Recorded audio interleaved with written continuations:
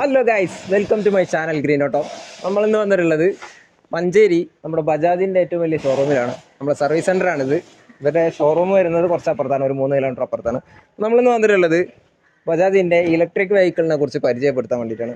നമുക്ക് കോമ്പാക്റ്റിൻ്റെ ആ ഒരു സെയിം വെഹിക്കിൾ, ആ ഒരു ബോഡിയാണ് നമുക്ക് ഈ ഇലക്ട്രിക് വെഹിക്കിളിൽ വരുന്നത്. ഈ ഒരു മോഡൽ ഇപ്പോൾ നിലവിൽ ഇറങ്ങുന്നുള്ളൂ. അതേപോലെ ഈ ഒരു കളറുമാണ് നമുക്ക് പാസഞ്ചർ വണ്ടിയിൽ നിലവിൽ ഇറങ്ങിയിട്ടുള്ളത്. അപ്പോൾ നമുക്ക് ഈ ഒരു വണ്ടീൻ്റെ ഫുള്ള് ഡീറ്റെയിൽസ് നമുക്ക് ഈ ഒരു വീഡിയോയിൽ പരിചയപ്പെടാം.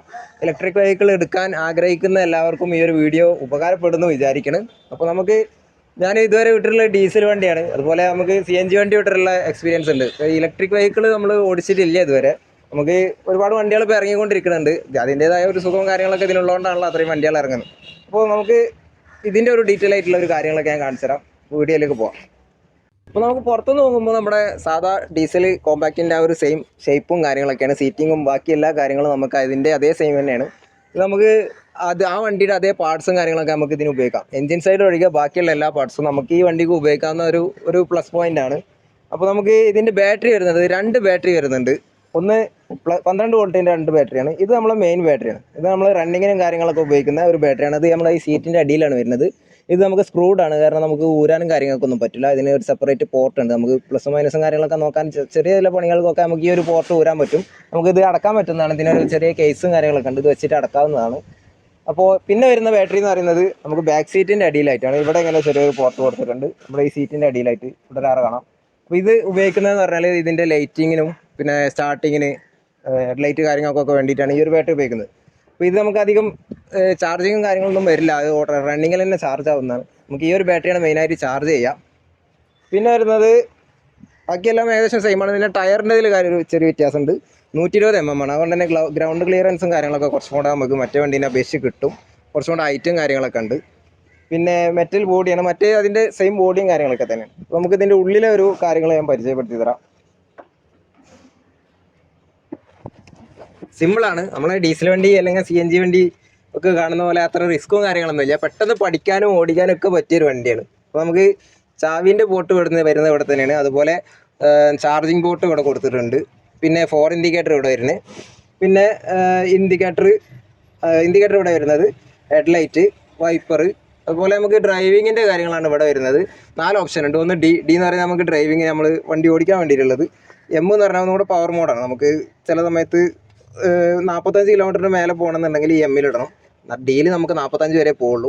അതുപോലെ ഇത് റിവേഴ്സ്, ഇത് ന്യൂട്രൽ, ഇത്രയും നമുക്ക് വണ്ടിയിൽ വരുന്നുള്ളൂ. പിന്നെ ഇത് പാസ്, നമ്മളെ ഡിമ്മും ബ്രൈറ്റ് അടിക്കുന്ന പാസ്സാണ് ഇവിടെ വരുന്നത്. അപ്പോൾ ഇത്രയും കാര്യങ്ങളേ ഉള്ളൂ. നമുക്ക് ഈ ഒരു വണ്ടിയിൽ പ്രത്യേകിച്ച് പഠിക്കാനും കാര്യങ്ങളൊന്നും ഇല്ല. പെട്ടെന്ന് ഏതൊരു സാധാരണക്കാരൻ വേഗം വന്ന് ഓടിക്കാൻ പറ്റിയൊരു വണ്ടിയാണ്. പിന്നെ നമുക്ക് ഇതിൻ്റെ സ്റ്റാർട്ടിങ് ഞാൻ ജസ്റ്റ് ഒന്ന് കാണിച്ചു തരാം. നമ്മൾ ചാവി ഓൺ ആക്കുക. അപ്പോൾ നമുക്ക് ഡിസ്പ്ലേ ഇങ്ങനെ വരും. ഈ 2 നമുക്ക് മെയിനായിട്ടുള്ള ഡിസ്പ്ലേ വരുന്നത്. ഇതിൽ നമുക്ക് ചാർജ് ഇവിടെ കാണാം. 171 കിലോമീറ്റർ, 178 കിലോമീറ്ററാണ് ഇതിൻ്റെ മൈലേജ് ടോട്ടൽ വരിക. അപ്പോൾ നമുക്ക് ഇതിൽ ഇനി 171 വരെ ഓടാനുള്ള ഒരു ചാർജും കാര്യങ്ങളൊക്കെ ഉണ്ട്. ഇവിടെ നമുക്ക് അതിൻ്റെ പാർക്കിങ്ങും കാര്യങ്ങളൊക്കെ അതിൻ്റെയൊക്കെ സിഗ്നൽ ഇവിടെ കാണുന്നുണ്ട്. അപ്പോൾ നമുക്ക് ഈ ഒരു സ്വിച്ച് എന്ന് പറയുന്നത്, ഈ അടിയിൽ കാണുന്ന സ്വിച്ച് നമുക്ക് ഇതിലെ മോഡ് മാറ്റാൻ വേണ്ടിയിട്ടാണ്. നമുക്ക് ഈ ഡിസ്പ്ലേ ഒന്ന് കാണാം. ഈ ഡിസ്പ്ലേയിൽ നമുക്ക് അത് നിൽക്കുന്നതിനനുസരിച്ച് ഇവിടെ നമ്മൾ ഓഡോമീറ്റർ സെറ്റ് ചെയ്യാം, ട്രിപ്പ് സെറ്റ് ചെയ്യാം.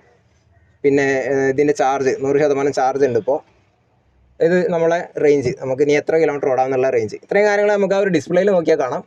അപ്പോൾ ഇനി ഞാൻ ജസ്റ്റ് സ്റ്റാർട്ടിങ് കാണിച്ചു. അപ്പോൾ നമുക്ക് സ്റ്റാർട്ട് ചെയ്യാൻ വേണ്ടിയിട്ട് നമ്മൾ ചാവി ഓൺ ആക്കുമ്പോൾ തന്നെ വണ്ടി സ്റ്റാർട്ടായി. ഇപ്പോൾ ന്യൂട്രലാണ് എടുക്കുന്നത്. അപ്പോൾ നമുക്കിനി ഡ്രൈവ് ചെയ്യാൻ വേണ്ടിയിട്ട് ഈ D എന്ന് പറയുന്ന ഒരു സ്വിച്ച് വെക്കാം.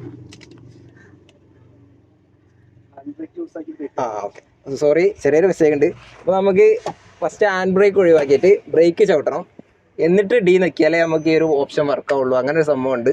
പെട്ടെന്ന് വന്നാണ്ട് ആർക്കും അങ്ങനെ എടുത്ത് പോകാൻ പറ്റില്ല. കാരണം മറ്റേ വണ്ടി പോലെ നമുക്ക് ശബ്ദമോ കാര്യങ്ങളൊന്നും ഇല്ലാത്ത കാരണം ഈ ഒരു ഫീച്ചർ കൊടുത്തത് നല്ലത് തന്നെയാണ്, സേഫ്റ്റിയാണ്. കാരണം ബ്രേക്ക് ചവിട്ടി പിടിച്ചിട്ട് ഈ D നിൽക്കിയാലേ വണ്ടി സ്റ്റാർട്ടാവുള്ളൂ. അപ്പോൾ ഇപ്പോൾ വണ്ടി സ്റ്റാർട്ടിലാണ് കിടക്കുന്നത്. ഞാൻ ജസ്റ്റ് ഒന്ന് മൂവ് ആക്കി കാണിച്ചു തരാം. നമ്മൾ വണ്ടി അനങ്ങുന്നതും കാര്യങ്ങളൊന്നും അറിയുന്നില്ല, അത്രയും സ്മൂത്താണ്. ഇപ്പോൾ വണ്ടി നീങ്ങുന്നുണ്ട്. ജസ്റ്റ് ഒന്ന് വെല്ല കൊടുത്താൽ തന്നെ വണ്ടി പോകുന്നുണ്ട്.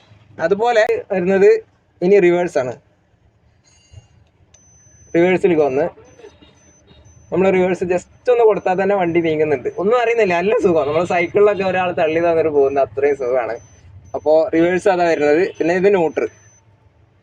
ഇത്രയും കാര്യങ്ങൾ ഇതിൽ വരുന്നുള്ളൂ. ഒന്ന് കൂടുതലായിട്ട് പഠിക്കാനോ കാര്യങ്ങളൊന്നുമില്ല. പിന്നെ ഇത് വരുന്നത് ഓൺ. അത്രയും നമുക്കിതിൽ പറയാനുള്ളൂ. അപ്പോൾ ഗൈസ്, നമ്മൾ വണ്ടീൻ്റെ ഈ എൻജിൻ റൂം കാണിച്ചു തരാൻ പോവാണ്. ഇവിടെ നമുക്ക് നോക്കിയാൽ ഒന്നും കാണാനില്ല പ്രത്യേകിച്ച്. കാരണം ഇവിടെ നമുക്കൊരു സ്റ്റെപ്പിന് കൊടുത്തിട്ടുണ്ട്. അതിൻ്റെ മുകളിൽ വരുന്ന ഈ ഒരു കിറ്റ് എന്ന് പറയുന്നത് ഇതിൻ്റെ ചാർജറും കാര്യങ്ങളൊക്കെയാണ്. ഇത് നമുക്ക് ഇവിടെയാണ് ഇതിന് വെക്കാനുള്ള സ്പേസ് കൊടുത്തിട്ടുള്ളത്. ഇവിടെ ഒരു ടാഗ് ഉണ്ട്, അത് വെച്ചിട്ട് നമുക്കിത് ടൈറ്റ് ചെയ്ത് വെക്കാം. പിന്നെ നമുക്ക് ഇവിടെ ഒന്നും പ്രത്യേകിച്ച് ഒന്നും കാണാൻ സ്റ്റെപ്പിന് ഇവിടെ ഉണ്ട്. അതുപോലെ കുറച്ച് സെൻസറും ഉണ്ട്. പിന്നെ നമുക്ക് ഇതിൻ്റെ മോട്ടറാണ് വരിക. ഈ നമ്മുടെ മറ്റു വണ്ടി പോലെ എഞ്ചിനല്ല, ഇതിനൊരു മോട്ടറാണ് വരിക. അതേപോലെ ഇവിടെ അതിൻ്റെ പവർ സെക്ഷനും കാര്യങ്ങളൊക്കെയാണ് ഈ വരുന്നത്. ഇത്രേ ഈ വണ്ടിക്കകത്തുള്ളൂ. കാരണം കൂടുതൽ വേറെ ഫംഗ്ഷനും കാര്യങ്ങളൊന്നും ഇല്ലല്ലോ. നമ്മളെ മറ്റ് ഡീസൽ വണ്ടിയൊക്കെ പോലെ ഒരുപാട് സാധനങ്ങളൊന്നുമില്ല. സിമ്പിളായിട്ടുള്ള ഇത്രയും കാര്യങ്ങളേ ഉള്ളൂ. വെയിറ്റ് ഇതുകൊണ്ട് തന്നെ മറ്റേ വണ്ടീനെ അപേക്ഷിച്ച് കുറച്ച് കുറവുണ്ട്. എന്ന് വെച്ചിട്ട് മറ്റേ പൊന്ത് പോലുള്ള വണ്ടിയൊന്നുമല്ല, പാറിപ്പോകുന്നില്ല. നമുക്ക് അത്യാവശ്യം വെയിറ്റും കാര്യങ്ങളൊക്കെ ഉള്ള വണ്ടി തന്നെയാണ്. നമുക്ക് സുഖമായിട്ട് യാത്ര ചെയ്യാനും ഒക്കെ ഏറ്റവും അനുയോജ്യമായ വണ്ടിയാണ്.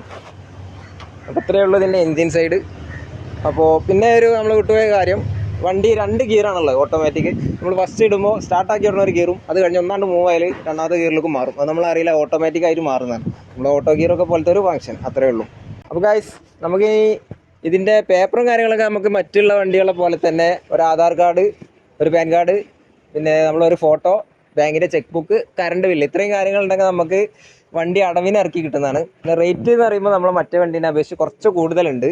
അതുകൊണ്ട് തന്നെ നമുക്ക് മെയിൻ്റനൻസും മറ്റ് എണ്ണ കോസ്റ്റും കാര്യങ്ങളൊക്കെ കുറവാണ് വണ്ടിക്ക്.